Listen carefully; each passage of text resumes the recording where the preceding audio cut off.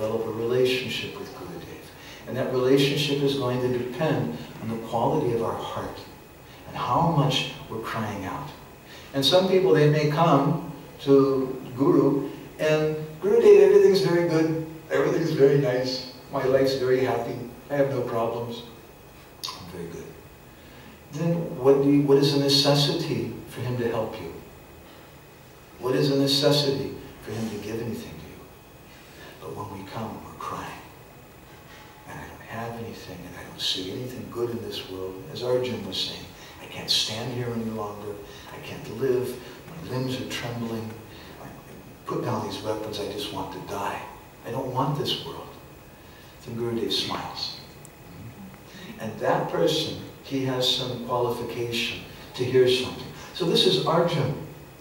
And in the Gita, Krishna gives confidential, more confidential, and most confidential instructions. My Guru Maharaj spoke about this. His most confidential instructions is in 18th chapter, Mamana Bhava Mad Bhakto Madhyaji Mam Namaskuru Sarvadharmam Purityaga Mamikam Sharanam Braja. And I'll read you something from a lecture that he gave. Krishna said this, but only theoretically. It's Bhagavad Gita. It's very important. But Krishna said it, but it was only theoretical. And then he wound up his Leela, and he went back to his abode, Goloka Vrindavan, where he thought, oh, I've said everything. I said everything in Bhagavad Gita. I gave confidential, more confidential, and the most confidential instructions to Arjuna, to all of mankind. But how many can understand it? Krishna was thinking, I've said all these things theoretically. I've not demonstrated practically how to surrender, so I have to go again. Therefore, he came again in the form of Chaitanya Mahaprabhu. So this Bhagavad Gita indicates Sri Chaitanya Mahaprabhu. And in the Chaitanya Charitamrita, Kaviraj Goswami describes how Krishna was thinking to himself, Chirakala nahi kori prema bhakti dan, bhakti bina jagatera nahi avastham. Hare Krishna, Krishna Krishna, Hare Hare, Hare Ram, Ram, Hare Hare. Krishna was thinking to himself, Chirakala nahi kori prema bhakti dan. It's been such a very long time since I came and I gave prema bhakti. And without that bhakti, bhakti vina, for those of you who chant the Gora Gayatri mantra, meditate on this line from this verse in Chaitanya Charitamrita. Bhakti vina jagatera nahi avashtan. Without this bhakti, this material world is useless. It has no purpose. And so he came as Sri Chaitanya Mahaprabhu, because Mahaprabhu has come to maintain this world, and this world is maintained through prema bhakti. Krishna thought, Yuga Dharma Pravartainu Nama Sankirtan Shari Bhava Bhakti Diya Nacham Bhuvan Hare Krishna, Krishna Krishna, Hare Hare, Hare Ram, Ram, Hare Hare. He said that I'll go Yuga Dharma Pravartainu Nama Sankirtan, to give the Yuga Dharma of Nama Sankirtan. And Chari, mark it, 4, Chari Bhava Bhakti Diya Nachanu Bhuvan. I'll give 4 different mellows of bhakti. And those of you who are familiar with Nectar of Devotion or Bhakti Rasamrita Sangam, you may say, but there's 5 mellows of bhakti. Sri Chaitanya Mahaprabhu, he discarded Shantaras, and he only accepted Dashya, Sakya, Vatsalya, and Madhurja. And he said, in this way, I'll make the whole world dance with bhakti. Because he's Krishna. But he saw that it's not enough to speak this Bhagavad Gita to Arjuna. We need something more practical. People need to see some example. Apani karimu bhakta bhava angikare, apani achari bhakti shikaimu sabari bolo. Hare Krishna, Krishna Krishna, Hare Hare, Hare Ram, Ram Ram, Hare Hare. Vanina Kaile Dharma Shikana Nanjai, Eta Siddhanta Gita, Bhagavata Gai Bolo. Hare Krishna, Krishna Krishna, Hare Hare, Hare Ram, Ram Ram, Hare Hare. He said that I'll accept this Bhakta Bhav. I'll come and I'll show the example of Mamana Bhavamad Bhakto, Sarva Dharman Parityagya. I'll show the personal example as a devotee and I'll teach Bhakti.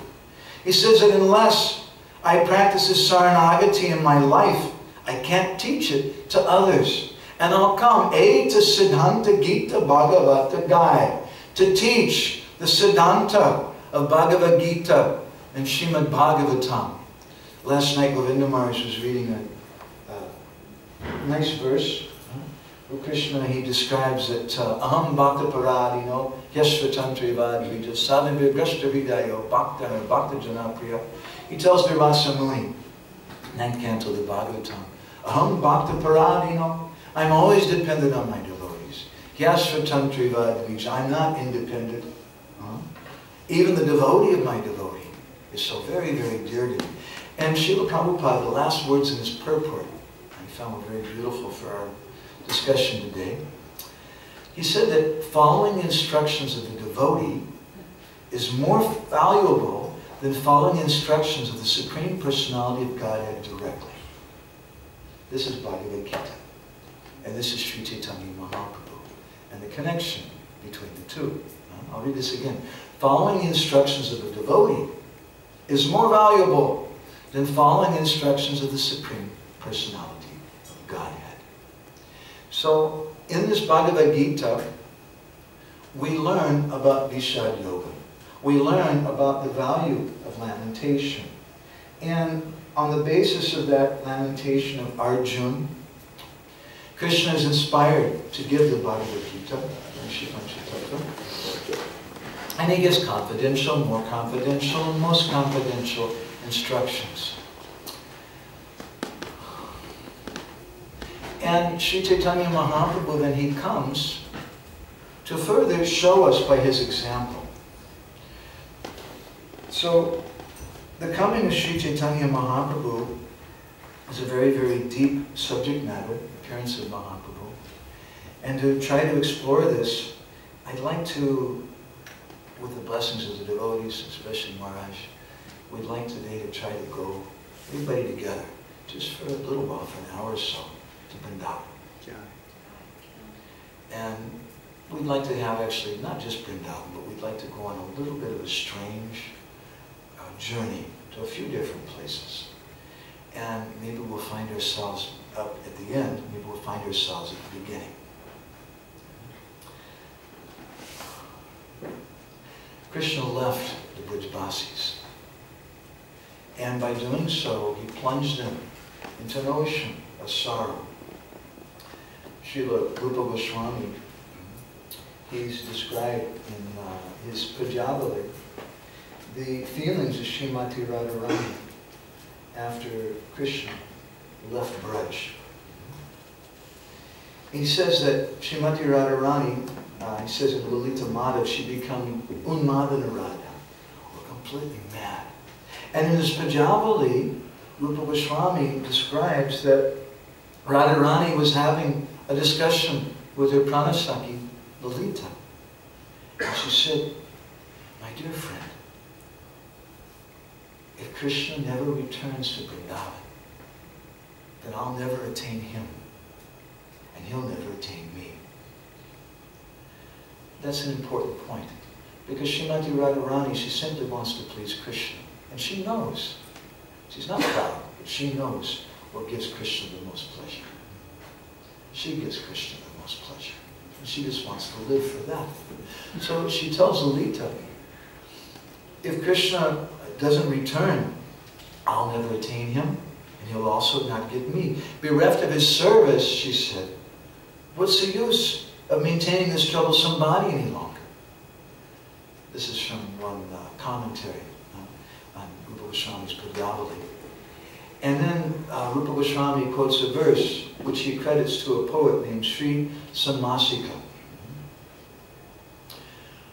Panchatvam tanure tubuta nivaha samse vishantu sputam dataram prani pachahanta siddhasa tachapi yakshevaram tadapi shupayas tadiya mukure jyotis tadiyangana vyomi vyoma tadiya varmani dara tatala brinte nila. Srimati Radharani began offering prayers to God. For her, Krishna's not God. She prays to Lord Narayan. I bow my head before the Creator of this world, and I beg from Him a benediction. Panchatvam tamur, that when this body dies, eto bhava nivaha samse vishantu sputam.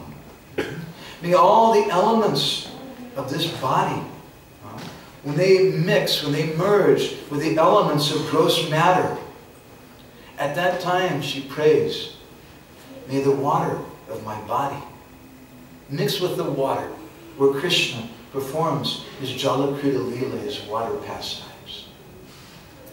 May the fire of my body enter Krishna's mirror. May the ether of my body enter the sky around his courtyard. May the earth in my body merge in the pathways where he walks. And may the air in my body be used to fan him.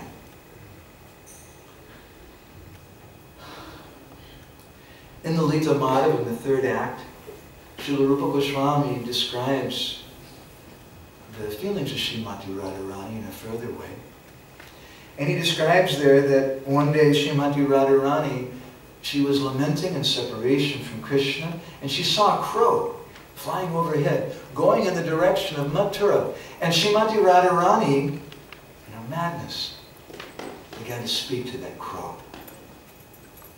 Bratavaya samandali mukatahe niskrama gushtaditam sandesham vada Vandonataram amum brindata vindraya me Dadum prana pashum Sikibiraha bur indimat angalaye Sandram nagara Chandabindira vasad Asargala pandanam. She said, my dear brother crow, Bhartarvayasa, please take a message with you to that person who's now known as Mathura Pati. He's no longer Vrindavan Pati, the master of Vrindavan. Now he's become Mathura Pati. And now he's consorting with so many high-class ladies in the city. Maybe he doesn't remember the simple cowherd girls of this village of Vrindavan. Give him a message that a household has a responsibility. If the house is on fire, what is the first responsibility of a householder? It's not to take your television set outside. It's not even to rescue your children or your wife. Your first responsibility is to go where the animals are kept and open the door. Because the door is locked on the outside for those animals. They can't escape. Your wife and children, they can get away on their own. But the animals, what will happen to them? So Srimati Radharani, she said that in your separation, Dagdum Pranapashram, the animal of my life breath is dying. But there's a problem. Huh? The animal of my life breath can't get out of this cottage, this place where it's locked, because there's a bolt on the outside of the door. You're a proper householder. So you should come and you should open the door so the animal of my life breath can get away. And what is that bolt? Krishna tells the gopis, Ayasha, Ayasha. Before he left Vrindavan, he said, I'm returning. I'm going to return. And Srimati Radharani said, it's not fair. You should have just told us, I'm not going to return, then I can die. Very peacefully. Or better yet, you should just return. But you're not returning, and you made a promise that you're going to return. So I can't live, and I can't die. I can't do either one. I'm in such a terrible situation. When Krishna left Vrindavan, it's a long story why he stayed there. I won't go in that direction right now. Sometimes we speak about that. But a few days later, Nanda Maharaj returned to Vrindavan. And when he returned, all the Brajbasis were waiting. They saw in the distance the dust coming up from the chariots of Nanda Maharaj and the cowherd boys. And all the residents of Vrindavan became full of ecstasy and happiness. And they all began telling each other, come, come quickly, Krishna's returning, Krishna's returning. And everybody was standing on the road to give a warm, loving welcome to Krishna, to show them they hadn't forgotten him. And they were all standing there, excitedly waiting. And then Nanda Maharaj came. And he couldn't look at them. He couldn't look at them. He didn't say anything to them. He didn't say a word. He just went to his home. And for 3 days he locked himself up in his room. And what happened to those Brajbasis at that time? Sanatana Goswami, he describes that Tatastva gamanasam cha hitvasaha yasodaya mitapraya bhavan matra rebire nasanam mahat. At that time, the Brajbasis, they got the message. Krishna's not returning. No one has to tell them. And they decided, better we die. And they began fasting to death. And after 3 days, someone came to tell Nanda Maharaj, Maharaj, all the residents of Vrindavan want to die. And they're all fasting to death. They're going to kill themselves in separation from Krishna. You have to do something. So then Nanda Maharaj, he came out and he told the Brajbasis that please don't lament. He said that Krishna loves you. Krishna's thinking about you. He didn't forget you. He said, and Krishna sent so many different gifts for you from Mathura. Because that's what happens when a village boy goes to the big city. Right? He buys presents for his parents and his family. Because there's so many things that you can't get in the big city. So Nanda Maharaj told them, please understand, Krishna loves you. Krishna didn't forget about you. And he brought you a nice e-book reader. He sent this for you. He sent you some new sari, some bangles, some jewelry, this and that.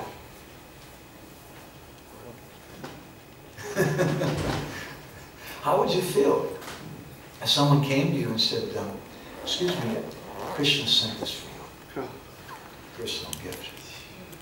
Pitambara Prabhu. I would melt. It would be a pretty good day. Yes. But how did the Brajbasis react? Nothing. Sanatana Goswami says, at that time when they heard that, they said, Aho bata mahat kashtam vayam etara bipsava eta prasada yogyascha gyapta krishnena samprati tadasma jivanam dig dik tishtet kanti ganapiyat nanda gopam shadeg dik ye tam tak vaikan upanaya. They said, what is this? Krishna thinks we want some toys. Krishna thinks we want some damned possessions. And he took those things and threw them. To hell with this. Krishna thinks we don't love him, that we just want some trinkets, some new electronic gadget, or something. We don't care about him. We just want some toys. To hell with that. To hell with our life. What kind of love do we have that Krishna thinks we just want some toys? And he's not returning himself. They said, to hell with our life. They said, to hell with Nanda Maharaj. To hell with the cowherd boys who came back without Krishna. Nanda Maharaj, we were all thinking that we should commit suicide because Krishna didn't return. And now you've confirmed our desire. That better we don't live. Krishna doesn't care for us. Krishna thinks we just want some toys. And then Nanda Maharaj, he told them, no, no, no. You should keep these things. Because Krishna's going to return. And when Krishna returns and he sees you're wearing the necklace that he sent for you, he sees you're wearing the sari, the ornaments that he sent, then Krishna will see that you remembered him, that you didn't forget him. And then the Brajbasis, they became happy. And they accepted it. So the Bhagavatam describes that first Krishna sent a message of love. Actually, it's a long, long discussion. We gave one seminar called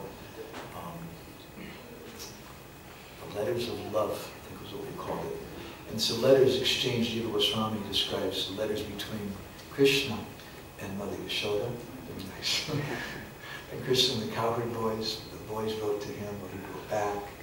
And Nanda Maharaj, and Krishna wrote letters for the cows, and all the different Brajbasis, and the gopis. How they exchanged letters with Krishna. Let me see if I can find one of those letters. The gopis, they gave so many replies to Krishna. They wrote some letters and Krishna wrote them back. But you'd be surprised to know there was no letter from Srimati Radharani. Or from? From. Radharani didn't write to Krishna. Rather, two of Radharani's Sakhis wrote a letter to Krishna on her behalf. And this is what they said. Vaidishchattavalante ganvantarivan madoparyan urmadapasvarjam riti riti kritikam mahosadam krishnam. They wrote a practical letter. Dear Krishna, we've heard that in Mathura, there are very expert doctors there, as expert as Dhanvantari. Please inquire from them if they know about any powerful medicine that can counteract madness, epilepsy, and death. That was the only letter whereby Krishna heard something about Srimati Radharani. So Krishna sent Uddhava from Mathura with a message of love. Later on he sent Balaram from Dwarka. Uddhava returned to Dwarka and he reported to Krishna, Bhavan swayam agatvatu yasandesham samarpya mam prahino tena te sarve bahuhur nihata iva. Krishna, I took your message there. And I made a proclamation. I beat on the drum in the middle of the village Vrindavan. Krishna sent a message to all of you. And when they heard that you'd sent a message, but you didn't personally return, all of them, babuhur nihata iva, they became like dead persons. When they heard you'd sent a message and you didn't personally return. Tata dushya maya tatra bhavato gamanam dhruvam patigyaya prayatna jan jivayitva samagatam. When I saw this, I understood there's only one thing that I can tell them that would keep them alive. And I told them, don't worry. When I return to Dwarka, when I return to Mathura, I'll tell Krishna he has to return. Krishna's coming right away. Just be patient. And he said, that's the only thing I could think to tell him. My Guru Maharaj, he said that don't think that the gopis were feeling separation from Krishna, but Krishna wasn't feeling anything from the gopis. Krishna promises, Yeyatam mam prapadyante, tam sataiva bhajamyaham, that as someone approaches me, I always reciprocate accordingly with them. The gopis were crying for Krishna. What was happening in Dwarka at that time? we don't hear very much about that. Until the 6 Goswamis came. And Sanatana Goswami gave us Brihad Bhagavatamrita, and Raghunath Das Goswami gave us Mukta Charit, and Rupa Goswami in his Ujjwal Nilamani, Lalita Madhav, they gave some description of what was going on in Dwarka at that time. So we've been working on a rare book, not so rare in Bengali language, but rare in English, because it's never been translated. It's by a disciple of Vishwanath Chakravarti Thakur. His name was Nandakishore Goswami. He was a Mahant a few hundred years ago at Nityanandavat, Sringaravat, not far from the Radha Damodar temple, on the bank of the Jamuna River in Vrindavan. And he wrote a book called Vrindavan Lilamrita. They say that he had some Lila Spurti. He was doing his bhajan, and he actually saw the pastimes of Braj. And he wrote these things down in the Bengali Paya. So we can describe some of the things that he says there.